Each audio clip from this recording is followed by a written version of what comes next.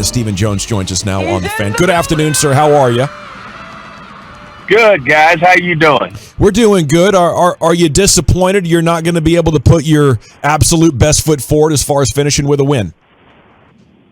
Well, we're going to put our best foot forward. It's just we're going to be missing a few guys, and unfortunately, that that comes with this situation we're in this time of year, with a combination of the pandemic as well as being the flu season. It's a tough situation, but that's what all teams have to deal with. All 32 have to do it, and again, go back to stressing. That's what I like so much about this team is we do have some really good players that give us great depth that are going to get some opportunities here, and expect them to step up.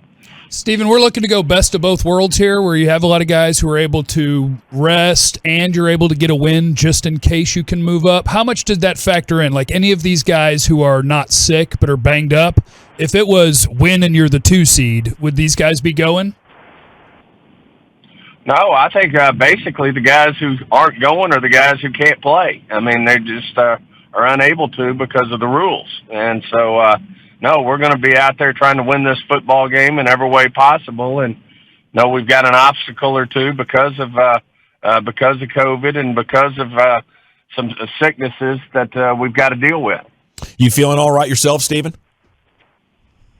Do I feel great? I feel great. Right on, brother. Right on. I hope I sound good. Yeah, you sound pretty good. I thought there might be a little something there, but you sound pretty good. Well, don't be putting that thought in my head. There's a lot going on in our building, so that's my bad. Hey, is there any talk in the league about changing policies with the playoffs coming up to give players as good of a chance of playing if they're not symptomatic?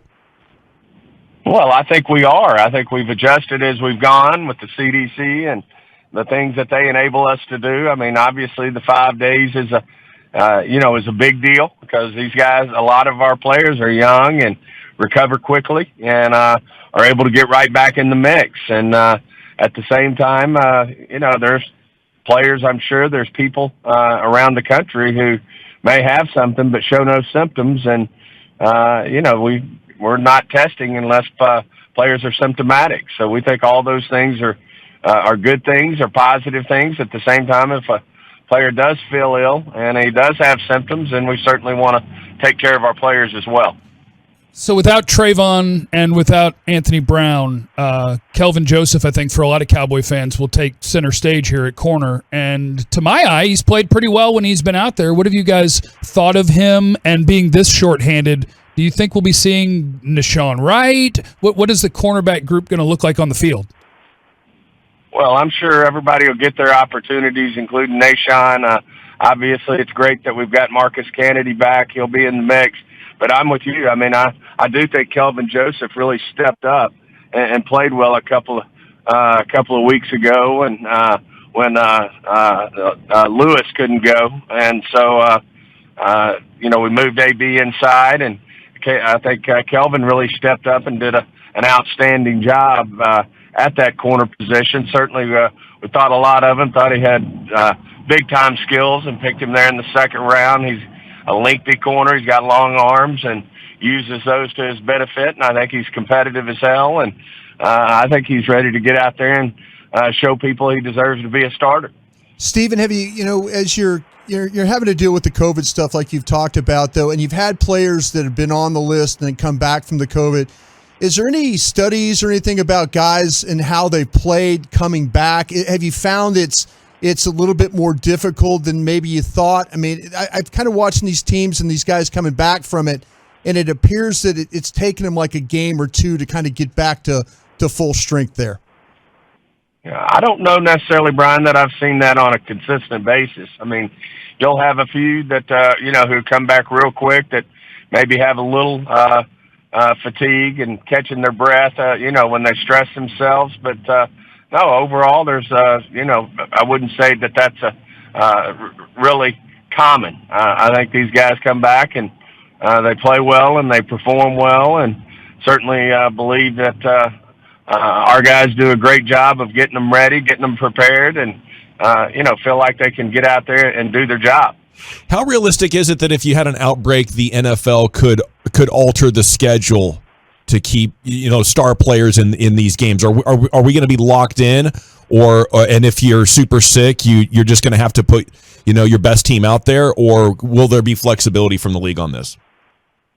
I mean, my understanding is it's full speed ahead, and hadn't heard any plans, making alternative plans if something were to happen. I know the league does a great job of certainly working through this, and I'm sure they do have plans, but I'm not aware of them. And I think I think we can expect what we've been seeing, which is you have to certainly step up and deal with any situations that you have. And we put a lot of rules in place last year with a big practice squad and the ability to move players up, which is a big deal when you can move players off your practice squad. We have veteran players on our practice squad that can step up. So, my thought is that we're going to be playing playoff games regardless. What is your perspective on, like we've seen over the last few days, 3 Cowboy star players in the front row at a Dallas Mavericks game? As you're getting close to the playoffs, do you guys talk to them? Does it bother you? Or is it kind of, look, everybody knows what they need to do and everybody's an adult? I think everybody has to be aware. And certainly you want your players to make good decisions. And I think, that probably was an eye-opener probably for players, for everybody. That they do need to be aware, especially as we head down the home stretch here with the playoffs coming up, that you are going to have to make some sacrifices and not do some things that you might not normally do until, hopefully we finish our season, which is hopefully 4 or 5 weeks from now. Stephen, last week you had really your offensive line together, the 5 guys that you were projecting to be starters all year long, got their first work together. When the inability to run the football, when you sat down and watched the tape of that, can you give us a little bit of an idea of maybe what you saw or when you were visiting with the coaches, why you guys weren't as successful running the ball last week with those 5 starters? As you know, Brian, when you got 5 guys up there, it only takes one guy to make a mistake that, right.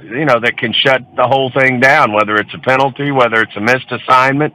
And the one guy can get it right for 90% of the plays, and the other guy not get it right for a different 10% of the plays. And I think it's just the continuity and playing together, and we've got to get rid of some of these mistakes that we're making, starting with the penalties. But that's a big part of this, because they certainly holding penalties. We all know what that does to a drive. It's hard to overcome a holding penalty, but we've just got to continue to get better and be more consistent as a group in terms of, how we're executing out there. And I think our guys are working on that, and certainly they know they have to be better. If we're going to run the ball better, if we're going to have a better offense, they've got to step up and improve as we move forward, and I think they will. What are your thoughts on how often you're trying to overcome missed kicks to get a win or tie it up late as it was last week? Well, that's a tough one too. I mean, we've got to be more consistent, making these kicks, whether it's an extra point, a field goal, a short field goal. Those are all things that, no different than an offensive lineman making a holding penalty. It's one more thing that you gotta overcome, and certainly we have to be better at that. I have a lot of confidence in Zerline that he'll get his job done, but certainly, when you miss those opportunities, they can come back and haunt you. And obviously, a lot of these games come down to the wire, whether it's a field goal, an extra point. And so a missed kick certainly hurts, but no one knows that better than Zerline, and have a lot of confidence he'll step up and do his best work here coming up against the Eagles and then on into the playoffs. Are you still as confident in Kellen Moore figuring out how to attack a defense? Absolutely. I mean, I've got all the confidence in Kellen. It's just execution. I think he's got a great mind for this game and how to move the ball. We just, as an offense, have to go out and execute, and I'm sure he'll sharpen his pencil even more so down the stretch here as we get ready to play the Eagles and move into the playoffs in terms of what he's got up up his sleeve in terms of moving the football as we move forward. Last night we were talking about this article that the great Rick Goslin wrote, saying maybe the NFL could let coaches vote on the refs that officiate the playoffs instead of the league doing their own grading. I always love asking you questions like this because your status with the competition committee and all that, your perspective from the league. Do you think the NFL would consider that?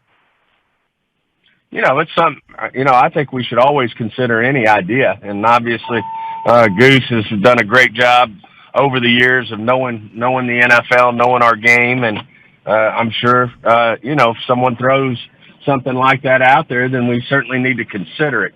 And we'll look at it, I'm sure, and give it a good going over and then decide if it's something we should pursue. Stephen, my final question for you is, who is your favorite and least favorite Cowboys beat writer? I think I'll pass on all the above. I do have a ton of respect for our writers in this area. What about Archer? Guys who are beat writers, whether it's you guys who cover us buying through the radio, I do have a tremendous amount of respect, and I do think overall we get treated fairly in this market. It's obviously a very intense market when it comes to the Cowboys, but have nothing but respect for you guys and the great job y'all do covering our football team. I got to believe you got to MF us every once in a while when you're driving around listening to us, right? Well, I'm sure you've MF'd me too. So. Perfect. Yes, sir. I'm sure several have. So, good deal. Hey, turnabout's fair play in this stuff, and I know I hadn't always been at the top of everybody's list, and as far as I know, nobody is. Yes, sir. Great stuff. We appreciate you as always. Give him hell up there. We've been pulling for you. Hey, I appreciate you guys. Thanks.